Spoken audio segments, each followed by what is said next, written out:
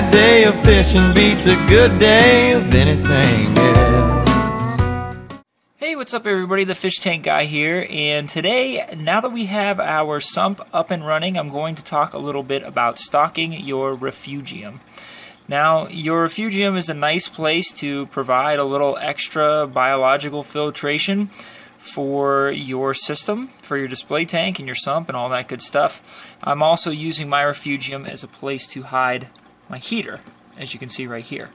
However, when it comes to stocking your refugium, it's pretty straightforward and pretty simple. You don't have to spend a lot of money doing it, and it will greatly improve the health of your aquarium system. So first off, most people choose to use sand in their refugium, as I have here. Some people keep it bare bottom. It's really up to you.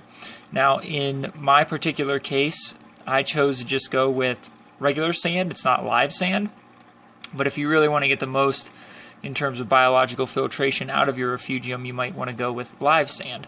So I did a thin layer of sand here. I didn't go with a deep sand bed. Some people might do that, but for maintenance purposes, I'm kind of keeping it shallow. I can see what's going on in it.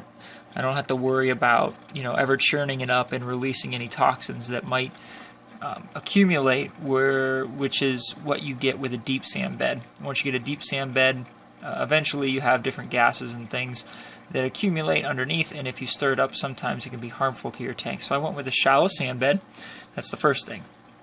The second thing is going with some macro algae here. I went with Cheeto, I don't know however you want to say it, and I explained in an earlier video that this macro algae helps to suck out some of the nutrients in your tank and your system that your nuisance algae likes. So you have this in your refugium, it's out of the way, and you don't care about it being down here because nobody's going to be looking at this. They're going to be looking at your display tank. So you'd rather have a big old ball of green stuff in your refugium than you would a bunch of nasty green hair algae in your display tank. So that's what we got going on here. Okay? Now, last but not least, we're going to add some live rock.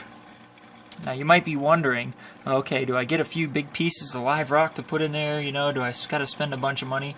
Realistically, you don't.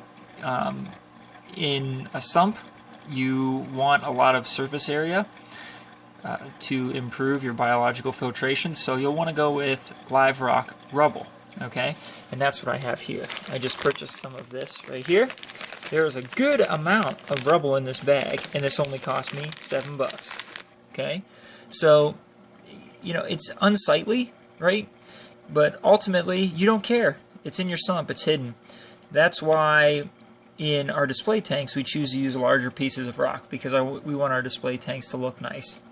However, if we were trying to get the most biological filtration for our buck, the most bang for our biological buck, we would put live rock rubble in our display tank, but that would look ugly. So why would we do something so silly?